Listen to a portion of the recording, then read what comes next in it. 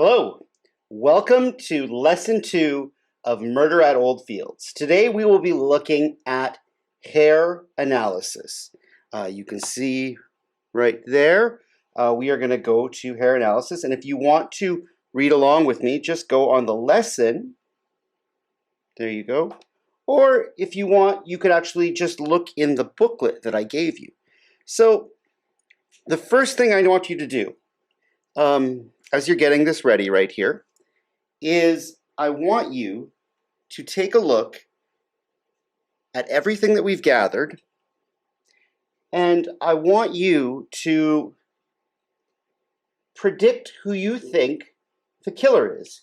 All you've done right now is you've read about the crime, you've read about the suspects, you've walked through the crime scene, and you've gathered the evidence. So at the very top of this lesson, excuse me for one moment here. I'm just going to grab the booklet.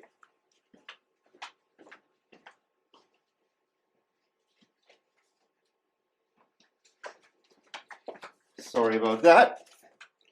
I want you at the top of your lesson here for hair analysis to write prediction here. Okay, so what you'll do is you will predict who you think right now, and there's obviously no way you can know who did it. You might have a crazy theory, you might have a really good theory, you might have reasons for thinking about it, but I want you to predict who you think did it. And at the end of this lesson, at the very bottom, I want you to predict again now based on gathering hair analysis and making connections, who you think might have done it. And I want you to do this for the first 3 or 4 lessons. I will warn you that lesson 2, 3, and 4 are the real core of how we are going to find out who the killer is. After lessons 2, 3, and 4, when we do hair, fingerprints, blood, and that kind of thing, you should have a very good indicator about who did it. The other lessons, some of them are fun to play around with, and some of them are kind of honestly not that great, so we'll kind of fly right through those ones. But the next 3 we're going to do are the ones that are going to help you solve this crime. So what I'd like you to do right now is make your prediction right here, obviously. So step 1 in here is make a prediction. All right. And then let's take a look here. So you are going to need to read this. Now you can read it in the booklet, or obviously you can read it in the laptop down here, right? So whatever you'd like to do. One thing I will say is that it's really good when you're taking quizzes, when you're doing labs, when you're doing any kind of work, is to have the booklet if possible and the laptop web-based assignment open, so you can kind of use 2 at the same time.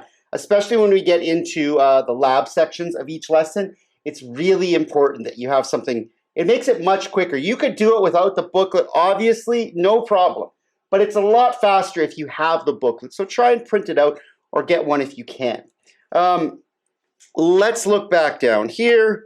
So right here you can see we have hair analysis. Do you need to see where to find that again? You would go to classroom, and you would go to hair analysis, a lesson. And obviously at the end, you're going to take the quiz right there, right? So lesson. So I'm not going to teach every bit of this one for you, but I will give you a general overview. So I will tell you kind of what you need to look for and how to do this assignment. So let's look at the document here. All right.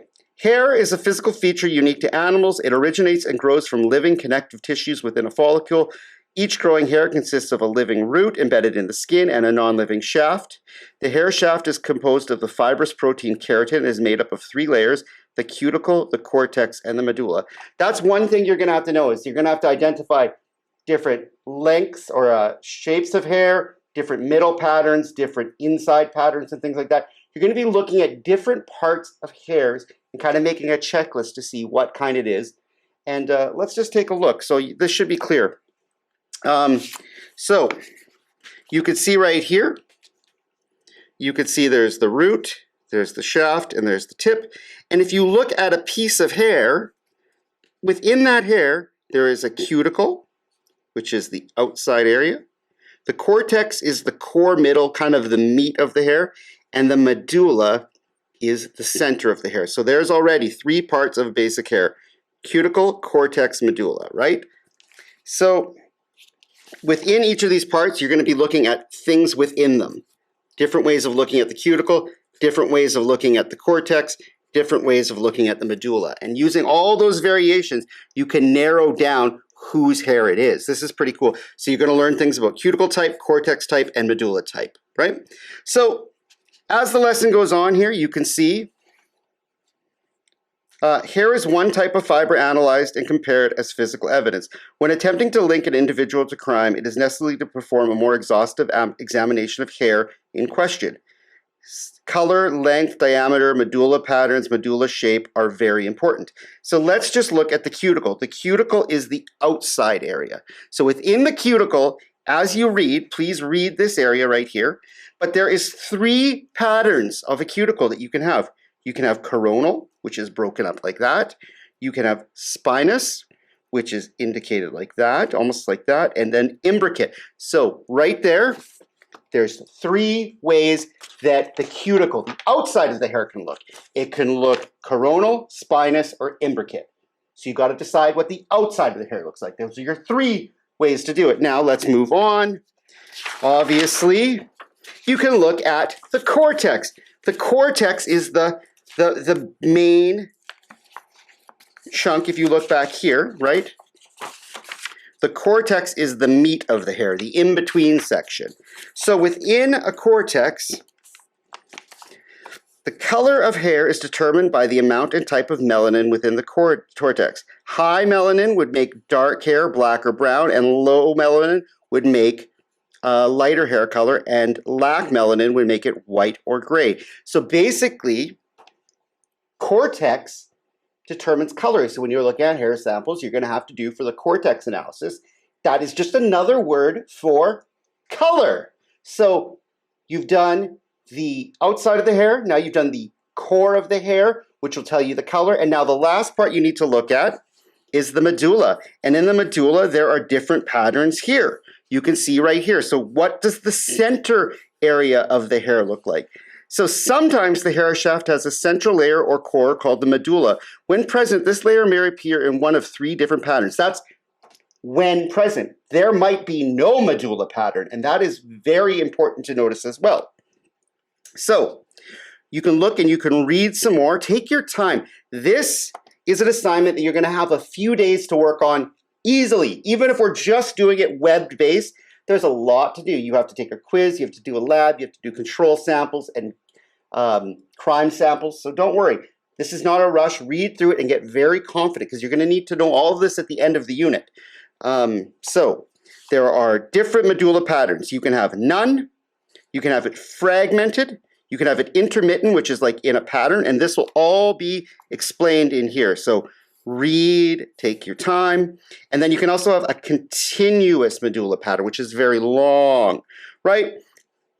One cool thing is medulla pattern can really help us know as well as what type of medulla there is. You can also know whether it is a human hair or an animal hair or a fabric or something like that. So how do you do that? Well, look at hair samples taken from the same individual can display a variation of medulla patterns, but they will have patterns like this. But animal hair, this is cool. Animal hair, if you look, let's look at the online version for a second. It says animal hair right here will show a much wider medulla pattern with way less cortex, which is pretty cool. Not all human hair contains a medulla, but all animal will. And so if you see a really wide medulla that takes up almost all of the hair, you're looking at an animal. And remember, there are animals involved in this crime scene. All right. So you're reading about different parts of the cuticle, cortex, and medulla, and you're learning about these patterns. And the last thing to look at right here is the shape of the hair, and there is obviously round, semi-oval, and relatively flat. Please read this. And they want to tell you here, right, there's ancestry stuff, but it's not the most accurate anymore, especially with human evolution and just people marry different people from different cultures and things like that. So the old hair evidence was very almost kind of race-based, which really in the modern world doesn't really work much anymore. There is a note down here you can see where it says it's important to keep in mind that this is designated to introduce you to some of the basic concepts, but this is no means an exhaustive tutorial on all the techniques. And they kind of explain that. It's not really, right? Hair shape is not the most useful indication of a person's racial characteristics anymore. So don't worry about that. But now, there is a section here where you could do it, and we're not going to do it right now. If we have time, always. So how this will work is we will always do the online version of everything. We will do the online version of fingerprints, hair, blood, and then in class, if we're in person and there is time and it's appropriate, I will just throw some activities at us for fun. Not part of the core assignments, more of a bonus thing that if you're there, if you can be present, these are fun things. We'll do what we're doing on the online version, but we'll do it in the classroom on a limited basis. I'll try and make the ones that are good. Now for this one, if you look here, what they wanted you to do was to actually take class members' hair and do analysis. Is it straight or curly? Is it colored? What's the medulla pattern? Medulla type, scale pattern. And I won't lie, that works pretty good. It's a little uncomfortable. Sometimes people don't want to cut their hair. And honestly, getting a good hair mount and a good microscope focus to differentiate, especially between the scale patterns, it's almost impossible in a high school quick kind of 1 hour session to get a good sample, but it's something that you could theoretically do. Honestly, the in-person hair labs, they're not that great. They're meh. The blood labs in person are really cool, so I'll make sure that if we're around, we can do some of those for fun because they're cool. But the hair ones are they're mediocre. We can look at some, and I will show you what they entail here, what you would be doing. So I'm going to flip here. So you don't have to worry about this part of it, right? We don't have to do the class members. This could be just for fun, so you don't have to do that. What do you have to do? So you have to do a prediction. You have to read about, let's get rid of this. Let's use one of these. I don't have my good Japanese lead in my mechanical pencil. About hair. So you have to read all the stuff about the hair types and the patterns. So you're talking about the cortex, the medulla, pattern, shape, color, things like that. Take your time. Then you skip classmates. You don't need to do that right now. But what you have here is something you will do. Now, you will do this in the booklet. You'll need to fill this out, and you'll also do it after you take your quiz, right? You will do it in the lab section. So I should add that here, right? I should say, take hair quiz. That's your next step. Now, you can use the book. I don't want you to memorize this right now. There will be a test later. But overall, I think it's fine. If you're doing the reading and you're doing the work, take a look at the different types of hair and do the quiz. Then move on to what we're going to call next. And this is pretty cool. The key word here is control. This is the control sheet. So I will say here, do control lab side. Okay,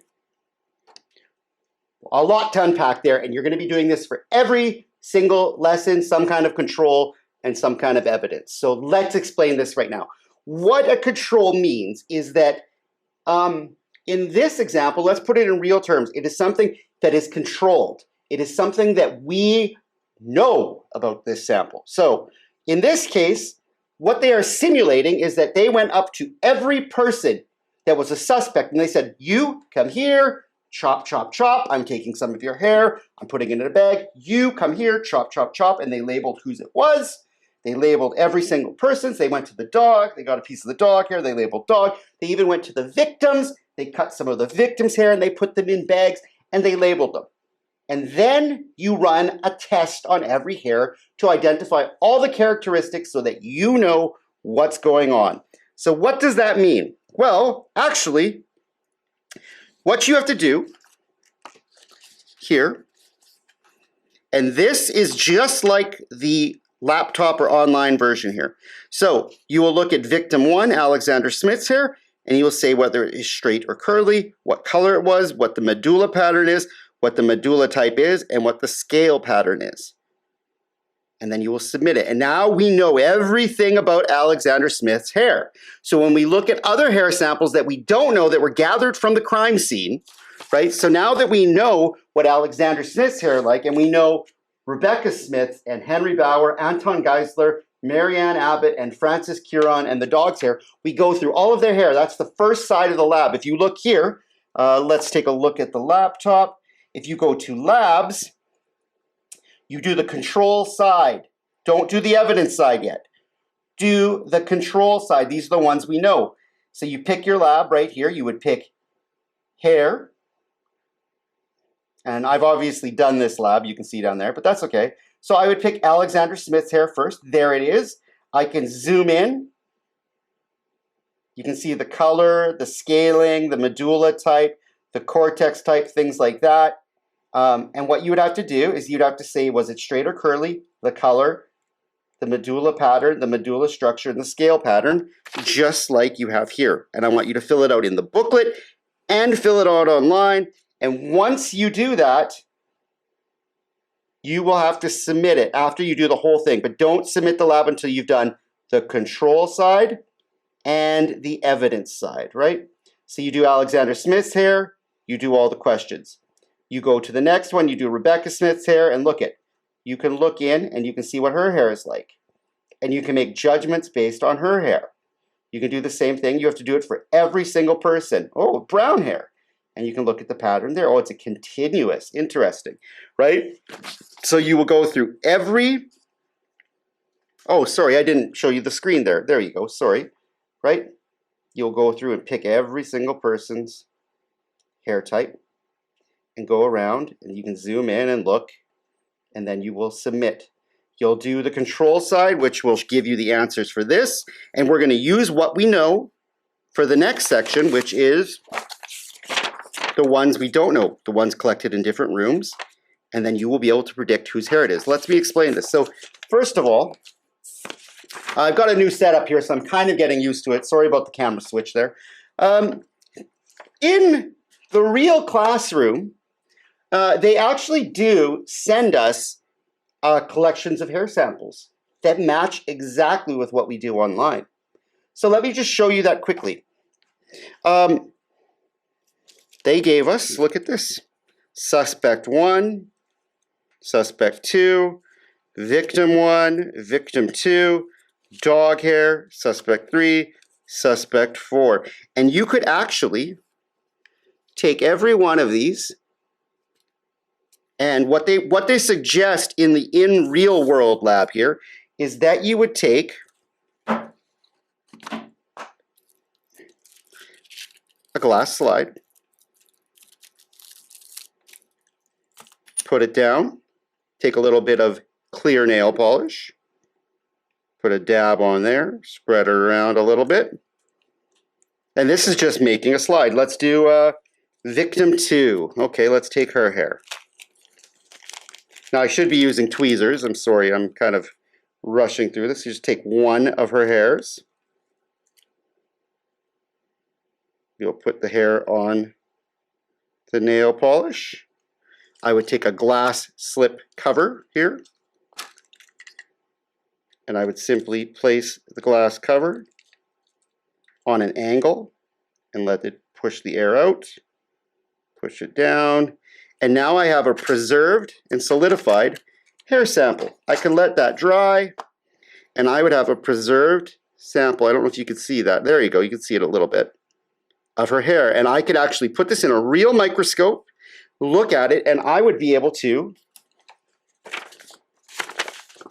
complete this. I have victim 2. I have victim 2's hair. What you see for victim 2 here and fill out if you look at it with a microscope would be exactly what you see if you went to victim 2, Rebecca Smith here. It's matching identically here. The sample I have made, they have made the kit, each collection of hair matches what you would see online. So it doesn't matter if you do it in the real world, in a lab with a microscope, or you do it online, they match. So for us, we're not going to go and do all of these slips right now and make all these. We will do other things in class, but not this particularly. So what you will do is you will go through the left-hand side and you will do all of these people, and then you will have your sheet filled out. And you'll know everything about this person's hair, this person's hair, this person's hair, right here, right? All of their hair. You'll know everything about every person's hair. Good. You have now finished the controls. We know everybody's hair. We know exactly what it looks like. That means if we go through the house to all of our other hair samples that we don't know, because we didn't collect them off a person, we found them in the crime scene, now we can go to every single hair in the crime scene and say, whose hair was this? Whose hair was this? What if we find one of the hired hands' hairs in the bedroom? That's a little, why? That's their private bedroom. Why should they ever be there? Same thing with blood. If we found a person's blood somewhere where it shouldn't be. Now, if you could find a person's hair that isn't the owner of the house, maybe in the dining room where they're having tea, but there's private areas of the house that a hired person wouldn't be invited into necessarily. And that might give us some clues about who could have possibly done it. But maybe they have another reason to be in that room. We shall see.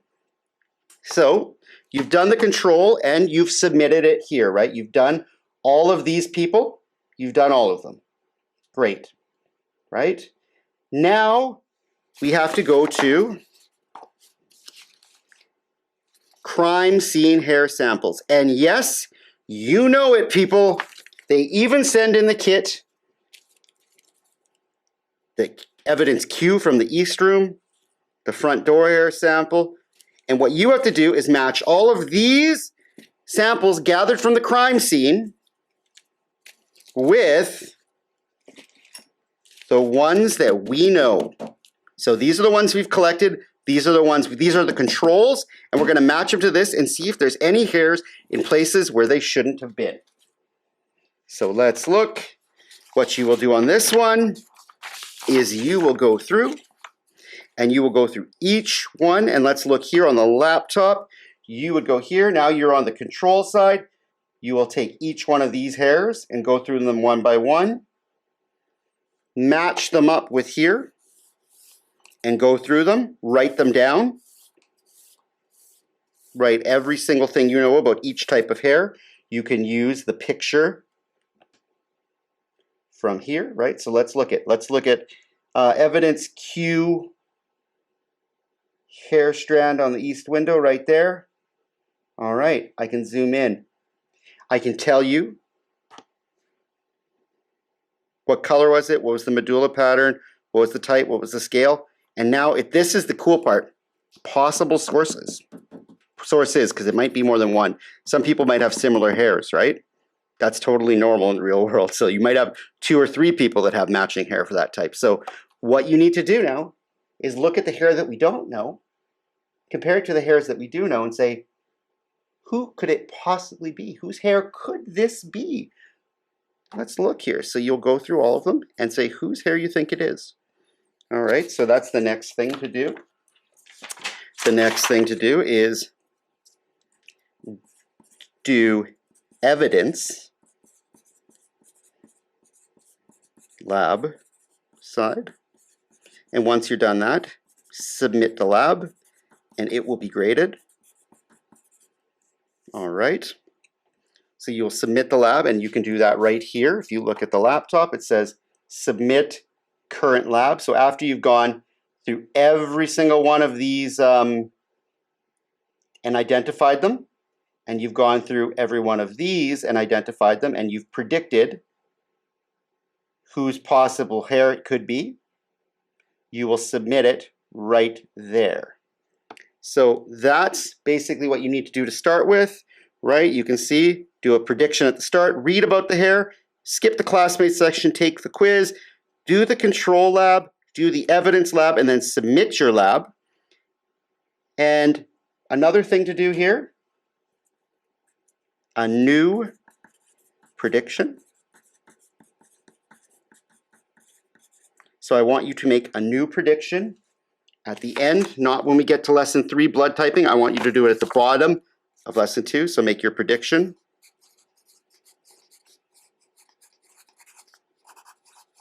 I say prediction now.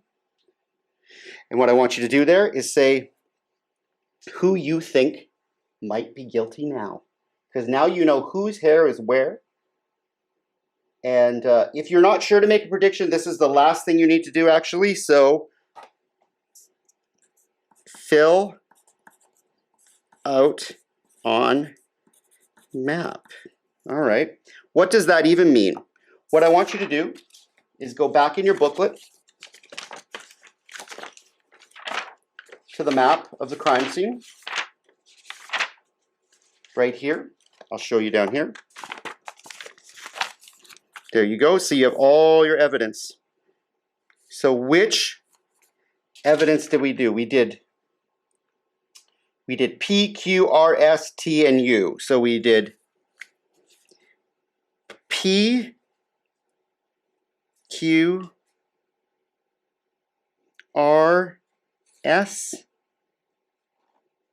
Where's T? Oh, on the porch. T and U. And I want you to write who you have found that hair to belong to, in your opinion. So you have to go on the map that we did. So this map is kind of like a key, because pretty soon you'll start seeing, why is this person's hair there? There might be a reason. Maybe we'll find out. Why is this person's blood there? Oh, that makes sense that their hair would be here. Oh, that makes sense that their blood would be there. Oh, I could see why their footprint might be there. Those things might happen, but that is the last thing you need to do. And maybe, actually, you might want to fill out the map and then analyze it, and then make your prediction. But that is what you need to do. So this is going to take a little bit of time, right? You're going to have to go through, you're going to have to read about hair, you're going to take a quiz, then you're going to go through the labs and do the control lab and do everything we know about the victims and the suspects and identify their hair. Then you will do all the evidence that was gathered from the crime scene, and you'll compare it to what we know. And then you will map out whose hairs were where in the crime scene and predict now an updated prediction about who you think it is. Now remember, yes, there is real world hair samples that we could have done, but for this one, you know, with the slides and it's okay. But the next one we do is blood typing, and if you could be in class and you're around and you're physically present, we can do some bonus blood stuff, because that one's kind of fun. And remember, if you can't do it in the real world physically, it's exactly the same in the labs online. It will always match up, and you will always do the online one. But sometimes for fun, we will do in-person ones for fun. So I hope you're getting into it. I hope you're understanding how to look at what a control group is, the things we know versus the evidence we don't know, and how we can connect those, and then map it out in the crime scene and start to put a picture together of why these two people might have been killed and who might have killed them. I hope you're enjoying it. I sure am. I get into this unit. Thank you for your patience with my new setup. I'm kind of learning how to do this on the fly. Some new equipment. It's been very fun. We will be doing blood typing next. I'll give you a few days to work on this. No rush. Take your time. Enjoy the crime. Thank you.